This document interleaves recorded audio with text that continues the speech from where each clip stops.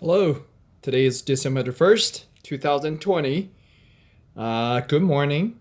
It's beautiful outside, even though it's below freezing temperature, but there was frost and it wasn't looking beautiful early this morning. And also, there was a beautiful moon.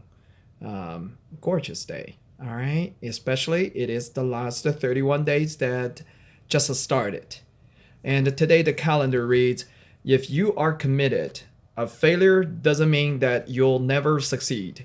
It just means that you will take longer. Commitment makes you capable of failing forward until you reach your goals. Yeah, this is awesome message.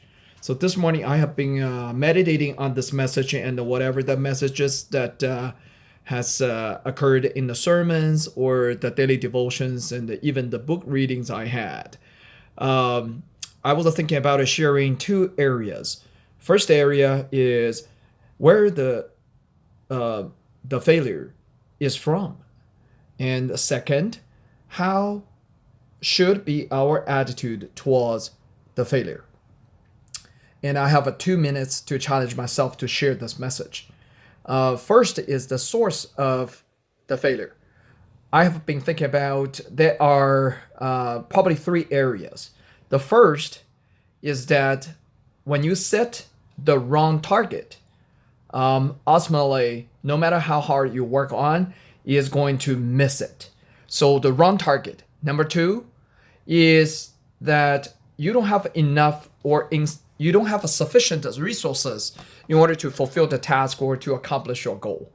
And that has largely happened to the folks that are limited by the accesses to resources, coachings, materials, or even instrument, that sort of thing. And number three is the lack of a skill or experience. Well, that is a self-explanatory.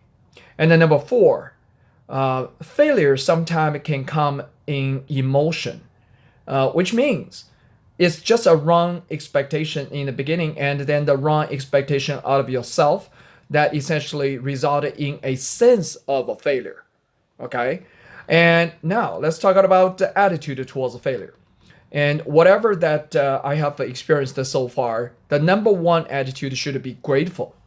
And grateful towards failure. Yeah, that sounds weird, but essentially there are wrong attitude in contrast to gratefulness is that regret that you took on the endeavor, or you feel disgusted by the result out of your action, right?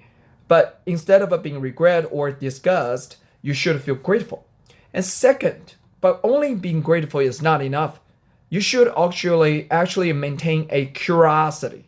What I mean curiosity is why it failed, why it didn't work, what is the source, and how should I handle it? That's a curiosity. In contrast to curiosity, people sometimes just ignore it, just move on with their life, or they feel so gravitated towards the failure that they cannot move the needle in their way. So either way are not a good positive attitude towards failure.